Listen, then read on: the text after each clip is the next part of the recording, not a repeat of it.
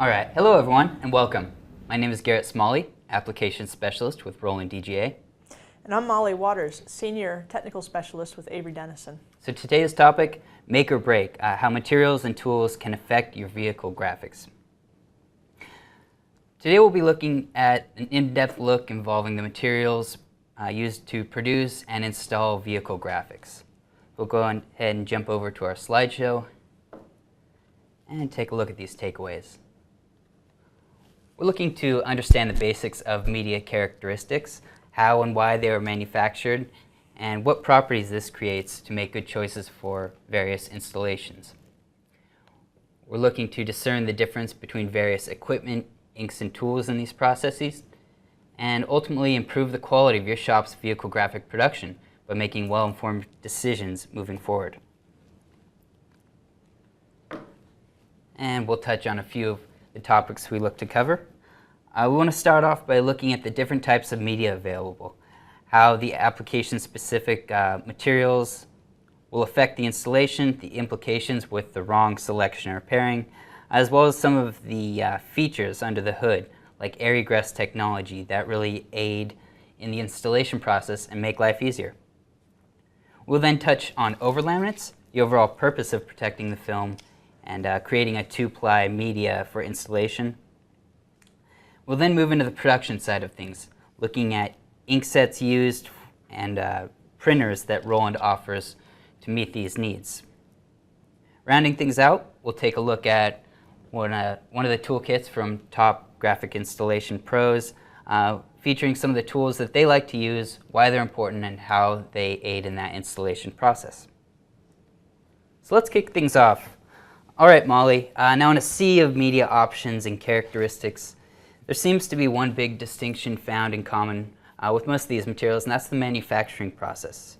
Cast versus calendar media. What seems to be the difference?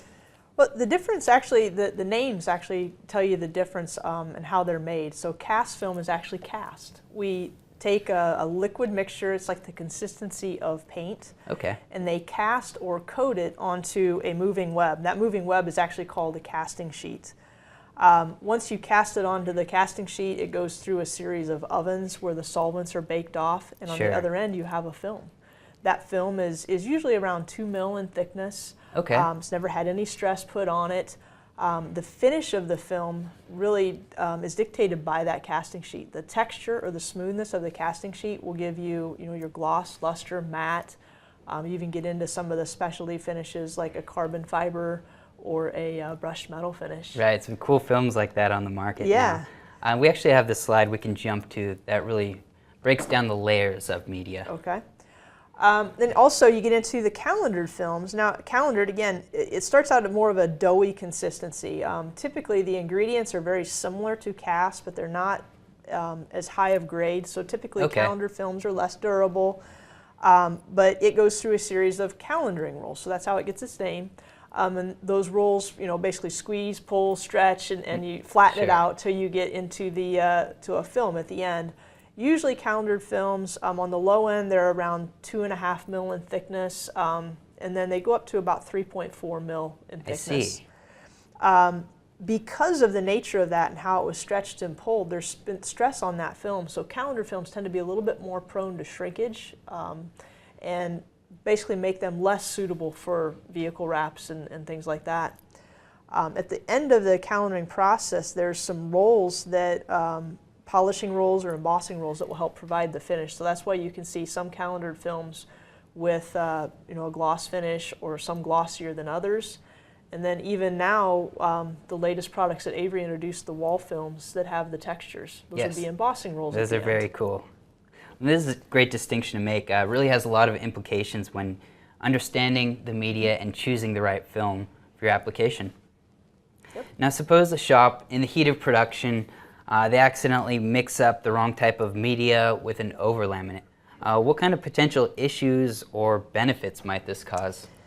But it depends on what they did. If they actually put a cast laminate on top of a calendared, probably nothing will happen, and their customers may not notice, may just cost them a little bit extra in materials, right? But because a cast is typically the higher grade, it's going to hold up over time. It's not going to reduce any of the conformability of the product. Now, if they were to flip that and accidentally put a calendared laminate on top of a cast, it would really be, depending on what their goal was for the application. But since calendars typically have a shorter durability, they could reduce the durability of the product itself. I see. Could be a little bit more prone to shrinkage. So again, was it supposed to conform? Things like that you have to be concerned about. Well, it's good to understand that we have some flexibility in these pairings, but ultimately I think it's very easy to simply wick up the edge of that media and feel the thickness. At least for me, it's easy to tell that gauge right off the bat, simply by feeling the media. So you mentioned mismatching cast and calendared could really be a problem or a pitfall when it comes to durability of the material. Yeah, so a general rule, and the good rule to follow is try and stick with cast on cast and calendared on calendared. Sure. Sometimes that doesn't always make sense. You may want to put a cast on top of a calendared. That's going to be okay. I just wouldn't recommend going the other way. Got it. The reason you might use a cast on top of a calendared is, let's say you're doing a box truck graphic that's relatively flat, so you don't need the conformability of a cast print media. That's a great point. But you want the durability. So premium calendared films for print media have a durability of up to 5 years, but not all of the calendared laminates do. So a cast laminate would let you get to that 5-year durability. Right, and seeing how these vehicle graphics are somewhat of an investment, it's important to kind of extend that life the best way we can. So in taking away from this point, it seems like cast media is king. It is the choice for vehicle graphics, especially when it comes to those complex curved surfaces. Yes. All right, now let's touch on some of the features found in preferred media choices on the market. I understand that Avery has a line of easy apply films that have features involved to limit the risks associated with installation. Can you elaborate on these? Yeah, so we have the Avery technology. Yes. So those are basically little channels in the adhesive that really help minimize or eliminate altogether bubbles during the installation process. And the way we do that is if you actually were to peel back a piece of our film, you would feel a slight texture on the liner. And that texture causes the channels in the adhesive. So when we adhesive coat that liner, it translates into the texture in the adhesive. And it really makes it, it's really hard to get air bubbles during install. Or if you do, you can go back and push them out.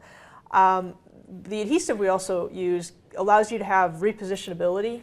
So during the install, nowadays one person could do a car wrap on their own if they wanted to. They can actually pull the liner off completely, lay it on the hood of a vehicle, and be able to reposition the film to get that glass that they like to use in the industry, that terminology. I know what you mean. And then they can squeegee that out. Back in the days before we had the Airygress technology, there's no way you could have done that, because once that adhesive touched the vehicle, it would want to adhere really well. And then removability is the other feature that really comes into play at the end of the vehicle life. Being able to take the graphic off and have your car back with the original finish. That's a real value to companies that lease vehicles, and they want to advertise their business, but then at the end of the 3 years, they can actually peel that off. They have the original paint, and they can take it back to their dealership in excellent condition. Absolutely, that is a value to have that feature of making the graphic not necessarily a permanent installation. I've had some experience with graphic installations myself, and I've ran into issues where the registration may have slipped early on, or the vinyl had folded in on itself. And understanding that the manufacturers have this in mind in designing these films really goes a long way to making the right choice. Yes, it does. Now, many viewers might be familiar with the heat gun, how this is a necessary process and the installer's best friend when it comes to complex curved surfaces. Can you speak to how temperature change can affect the media properties? Yeah, so not just with the heat gun, but just temperature in general, your ambient temperature. I've noticed, or you'll have noticed when you're applying, that the colder the temperature, the more rigid or stiff the film feels. And actually, it the adhesive's not as aggressive either. Ah, On the flip side, if you have it too hot, the film becomes very soft and the adhesive becomes a little tackier and makes it a little bit more challenging to do an install. I've personally found my sweet spot is like between 75 and 85 degrees. That film's just pliable enough that I don't always have to get the heat gun out. The adhesive sticks well. something like room temperature. Exactly. The heat gun then comes into play during your install when you start getting these little wrinkles. You get into areas where there's tension in the film. You can use the heat to relieve that tension and help smooth the film out. Heat's also used to actually soften the film so that it can be stretched if it's needed. You know, there's certain vehicles out there that you just have to stretch the film. And the key there is if you stretch the film, you want to make sure you go back and post-heat.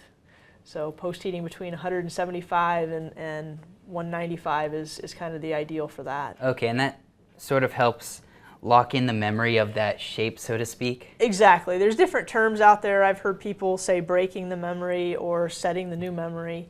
But regardless, it actually does change the properties of the film, so it wants to stay in that shape that you've put it in. And it also helps activate the adhesive where, you know, again, we know heat does have an effect on the adhesive, and by heating that, it lets that adhesion build up to where it needs to be. Okay. It's interesting to note that, well, in handling these films in different temperatures or environments, it may be a little obvious that the material gets softer or more rigid, but the adhesive is another layer, and that one can really cause some benefits when you're trying to get that permanent seal or fit to those curved areas. Next up, let's talk about overlaminates. When it comes to vehicle graphics, this seems like a necessary step in a lot of cases. What is an overlaminate film? The overlaminate is just basically it's a clear film that we put on top of the graphic for a number of reasons. One is just simply the finish.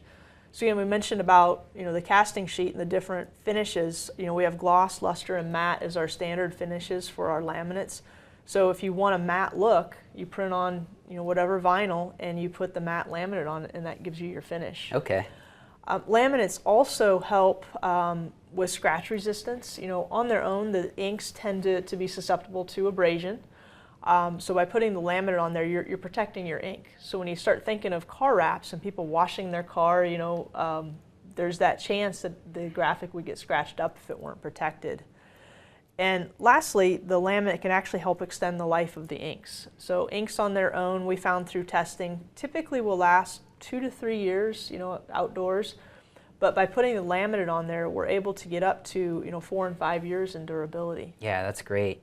I mean, considering these, again, are really an investment for the people purchasing them, any way you can add these features or extra caveats to the overall purchase really makes good negotiating points here.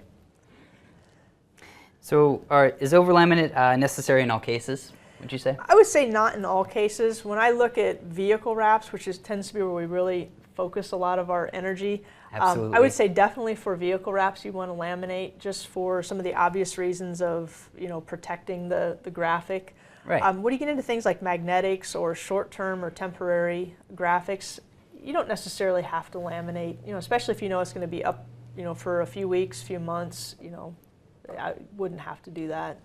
Right, makes sense. I suppose without the use of laminates, it would also be very difficult to install that cast film just based on the gauge of the material. Yeah, the 2 mil thickness of a cast does make it a little bit challenging to work with. And it also will help with the removal when you have the laminate on there, just because you have something thicker to work with.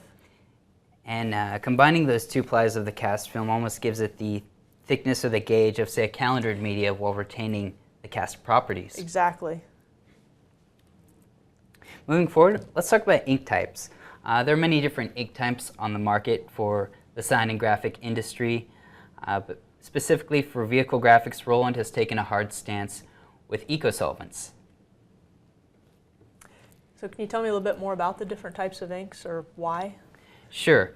There's 3 main points to why eco-solvent is a great choice. The first off is color gamut. The way the ink is printed on these films, the evaporation of the eco-solvents, it really results in a very vibrant, bold image.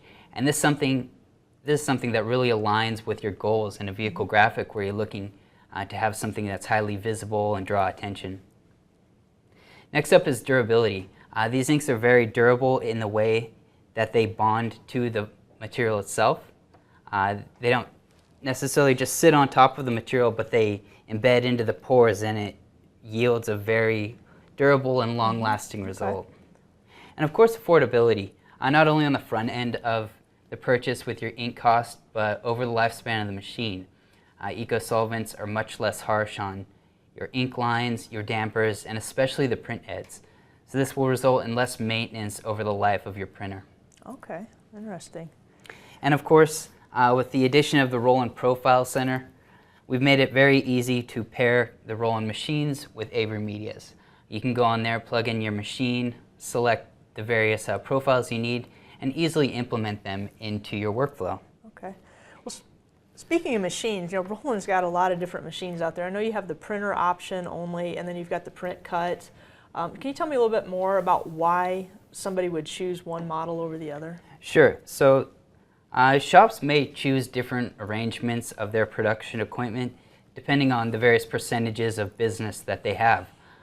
First off, we can talk about print cut. This is one that Roland's really known for, and the advantage here is automation and simplicity. Having one machine that can print and cut inline or print, laminate, cut all in one system with one piece of software really caters to the ease of use for the operator. Okay. And then of course the physical size. Oftentimes the production environments for sign shops or vehicle graphic operations don't necessarily have the room for a dedicated printer, cutter, laminator, installation space. So having this single footprint for these two applications really works for a lot of people and is a great negotiating point. Okay. And then on the other side of the spectrum, we have print then cut. This is obviously a separate machine for your printer and your cutter. The obvious advantage here is the production throughput, where you can have both machines printing or cutting, doing their jobs at the same time, and they're a little bit faster being separate machines as they are. So the separation of equipment really helps. Also, if one machine needs maintenance, you can still get away with running some of your jobs on the other one. So that's another advantage there. And Roland has machines that really fit both of these bills. Touching on a few, we have the Roland TrueViz Inkjet Printer Cutter in the top right there. We have the Versa Express RF640, which is a 4-color print-only device.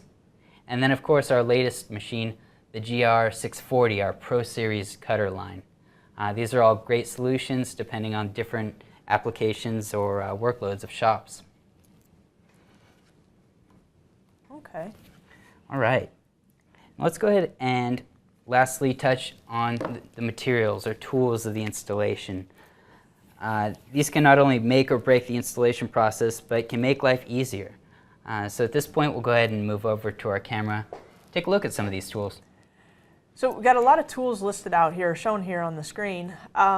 Really to install, there's a couple basic tools that you need, and that would be the squeegee, your knife, and the heat gun. Those three things you could actually go and install. Sure, that's your core tool set right Exactly. there. So beyond that, there's some tools that are handy. You notice we've got 3 different squeegees listed here, or shown here, and each of these squeegees have a different use. The blue one here is just a good all-purpose general squeegee. It's fairly rigid. I see a lot of people using that for car wraps. I see them using it for trailers, for wall graphics. It's used kind of as an everyday squeegee.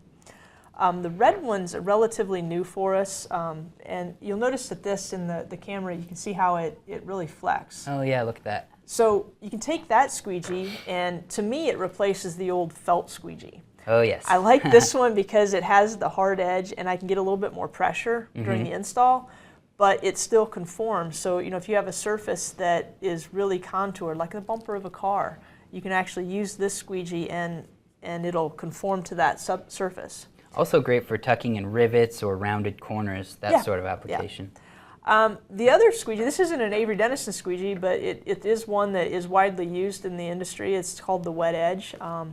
This one, I like the chamois edge on it. You get that wet, and then you go scratching is pretty common during the installation. And when you get into Right. real glossy films, especially like a black Oh, gloss, the high gloss. yeah, you might see scratching. Well, if you do the wet edge, it tends to minimize or eliminate that scratching altogether. Sure, with those low friction properties. And this is a Teflon squeegee, so this edge, if you do need to flip it around, it will slide nicely across the vinyl. Great. Other tools that are becoming more popular is the application glove. I like the glove just because I do find I use my fingers to apply, and having the glove, I don't, it slides smoothly across the film. It also keeps me from getting the oils from my fingers on the back of the film when I'm On the installing. adhesive, Yeah. okay. So I typically just wear it on one hand and use it as needed. Magnets are very popular, as long as the cars are still steel. That's right. You've run into the new Ford truck that don't work so well on that. But the magnets, for me, work better than masking tape just because I don't have to worry about the tape giving way. I can Sure. slide the film as I position it, and those work quite well. I've always liked the magnets for your kind of comp setup where you're having multiple panels there. You can easily size them. It just makes life easier. Absolutely, and there's a lot of different kinds on the market. So as long as they meet your needs, that works out. The application knife is another very handy tool. Now notice this one. This has the breakaway blades on it. So we recommend that after every couple of cuts, you would actually snap that blade off so you have a fresh blade to make sure you get a nice clean cut on the vinyl. Yeah, and I'd really like to emphasize that point that switching out your blades, keeping that sharp really is going to yield cleaner cuts for that finishing work. Yes. These two tools are relatively new. These are called the Flex Stream.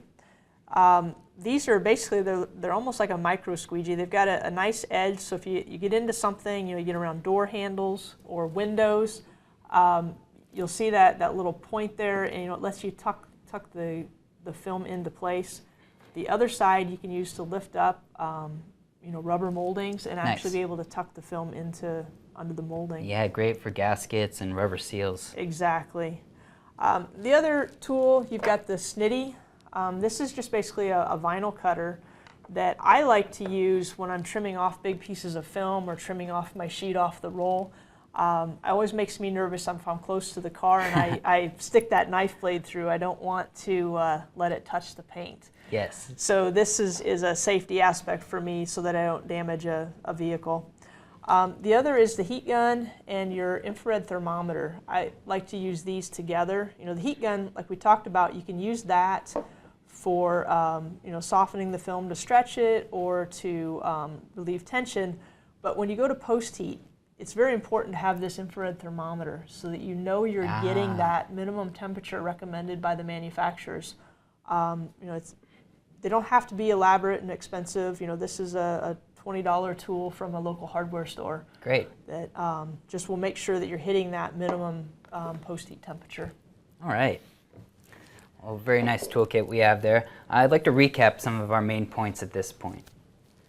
We've taken a look at different manufacturing processes involved with media, how it can yield different properties and performance with the materials. We've discussed how laminate is generally a necessary step for the durability and longevity of vehicle graphics. We've outlined some of the pros of using Roland inks and printers paired with Avery media when it comes to quality, value, and performance.